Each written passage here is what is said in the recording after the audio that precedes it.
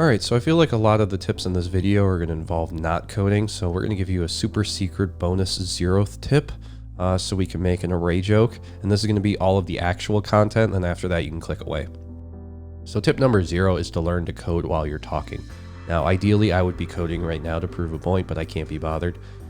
Basically, you're going to be spending a lot of your time as a developer either pair programming or in meetings. If you're pair programming, you might be the person driving and the other person might be talking to you about like their super cool Boruto fanfic that they're writing or whatever. And in that case, it's going to be pretty hard to focus and you probably still want to get your work done. And as the person that's not driving, they just seem to have this propensity to waste your time and then at the end go, why didn't we get anything done? So in that case, it can help to code. In the other case where you have 8 hours worth of meetings in your 8-hour day because people have nothing better to do than to CC you on every single meeting email that's ever been sent out, it really helps to just mute up in the meetings where you're not needed and to get your work done. Now, if you have 4 hours of meetings a day and you manage to do that in 2 of those meetings and you only had 3 hours of work, then you only have to do an hour of work after you're done with your meetings. And then you have like 3 hours to either do some work or more realistically move your mouse while hopefully no one watches. So yeah, definitely make sure you're maximizing your time like that. And it is a skill that's very helpful, not just as a YouTuber, but as someone who like values their sanity at work. All right, so the actual first tip, so this is where all of the content stops. You can click away. This is the part where no one wants to listen to me because it's the boring stuff. This is to take breaks. Now, this is something I see a lot on tech Twitter with the 100 Days of Code challenge. It's a bunch of people that are like doing the 100 Days of Code, trying to learn how to become a developer. They make it to day 73 and suddenly they get sick. And then they come back on day 74 and they're like, oh God, I didn't do anything on day 73. My challenge is ruined. And I understand that the idea of the challenge is to write code every day, but in reality, that's not how being a software developer works. And that's sort of what I tell them. I say, hey, look, even a senior developer doesn't work on the weekends.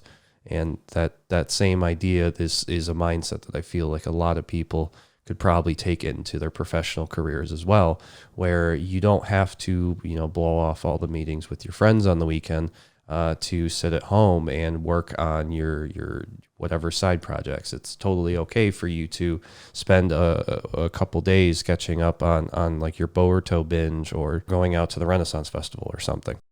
Tip number 2 is to exercise. Now, this feels very intuitive if you know how exercise affects the mind and the body, but it is beneficial not just to your body, but also to your mind if you're not aware. There's been countless studies on this. Of course, increased blood flow is going to help you there, but also as you start to do it, your cardiovascular system improves, you start to breathe better, and if you're sitting in your desk chair all day and you're slowly causing all your organs to deteriorate, they're definitely going to be grateful for that small amount of movement.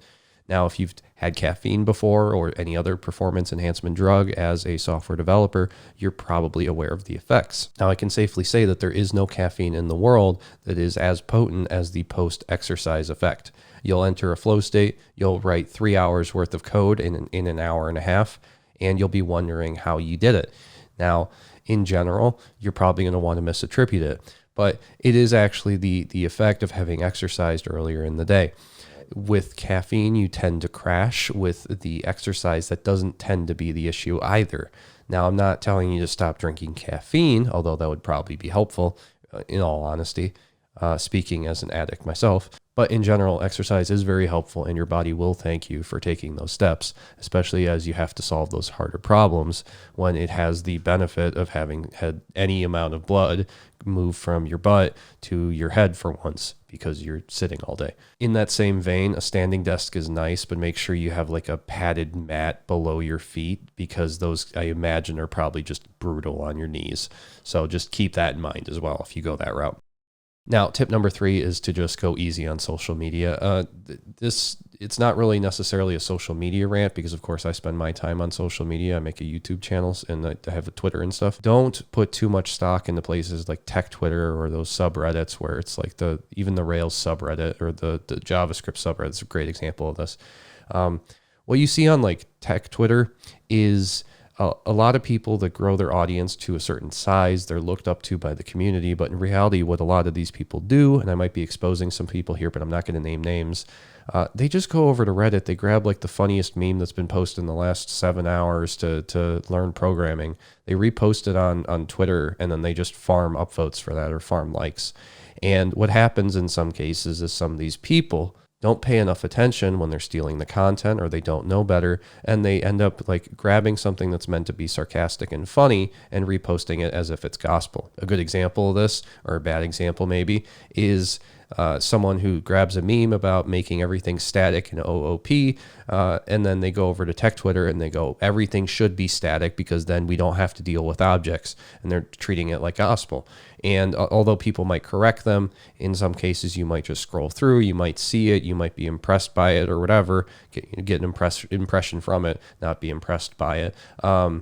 And you just keep going, you don't think of it. It might not be as obvious as making everything an object, but I've definitely seen stuff as asinine as that being posted by people with far too many followers. And in that case, it can do more harm than good. And in that same vein, I just want to point out that like anyone can really post to Twitter, right? Like you just make an account, you say you're in tech Twitter, and now you're in tech Twitter. But in the same vein, I feel like that leads to a lot of people giving advice where they might not necessarily be an expert in it. And although YouTube is a similar situation, I could be making up all of the stuff I say. And in fact, I largely do. It is very similar there.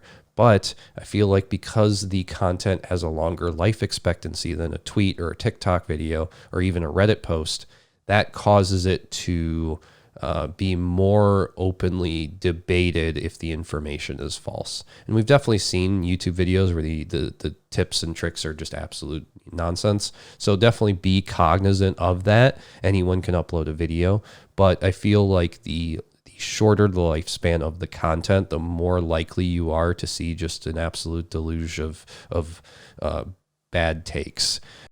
All right, number 4, this one's just feels like it tacks on to a previous point, but establish boundaries and practice quiet quitting if you want to go that route. So what I mean by this is, it's very common in the dev world for you to get used to working 9 hours instead of your 8, or 10 hours instead of your 8.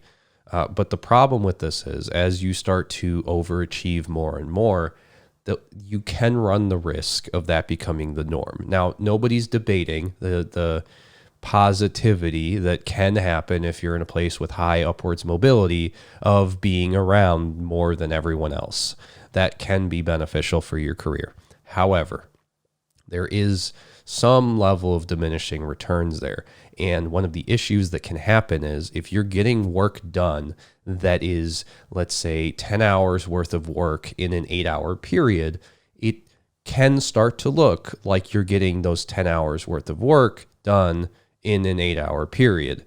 So they might not see that you're spending 10 hours a day working on it. They might say, oh, he's slotted in for 8 hours a day, 5 days a week, 40 hours, and he's getting all of this stuff done. So what I mean by this is you might find yourself in a position where you're given like 8 hours worth of work, and then there's some stretch goals attached onto that, and everyone's in a crunch. So you start doing all of that work. While the people that are assigning this work, they might start to forget, or they might not even know that you're getting 10 hours worth of work done in an 8-hour period. So what they might see is you got, 10 hours worth of work done in an 8-hour period. But in reality, what happened was you got that 10 hours work done in an 8-hour period, and then you stayed after for 2 hours. So the next time when they have to assign a regular workload, it might inch closer to that 10 hours worth of work that they're expecting you to get done in an 8-hour period, which might stretch you thin. You might have to stay after again. And what happens is eventually either you can manage to encompass all of that work in an 8-hour period, but more likely what happens is the more you let this happen, the more they go, well, we were able to wiggle out 2 hours extra, and he got that done in 8 hours. So let's wiggle out 2 hours extra, and then he should be able to get that done in 10 hours. But what actually happens is, of course, the 2 hours from the first time and the 2 hours from the second time compound to some effect. And now instead of staying for, let's say, 2 hours extra for 10 hours total, you're staying for 11 and 11 and a half, maybe 12. And over time, this can start to compound, and you can find yourself in a situation where you're getting assigned, what for you amounts to 12 hours worth of work. All right, and now for tip number 5, the most obvious tip of them all. Go touch grass. I don't mean like literally, unless you feel like you literally want to go touch grass. But what I sort of mean by this is just like try to remember that there's more to life than just being a developer. Whether you're establishing your boundaries, you're working on exercising more, you're taking your weekends as breaks, if you want to call it that. One of the things to keep in mind is that you are not only a developer. The whole point of this video is that there's more to being a developer than the time you spend writing code. Whether that involves prioritizing your time in meetings or spending fewer hours at work, try to remember that at the end of the day, you go home and you still have friends, family, etc. All of those people are still there, and at the time you're spending writing all of that code is time you're not spending with them. So try to remember that those connections exist and that we don't have an unlimited amount of time to spend all day learning how Dijkstra's algorithm works. I know this is a bit of a different video than I normally make, but yeah, it's just some thoughts I've had and I figured I'd share them. So yeah, hopefully this was helpful, and hopefully I'll see you in the next one.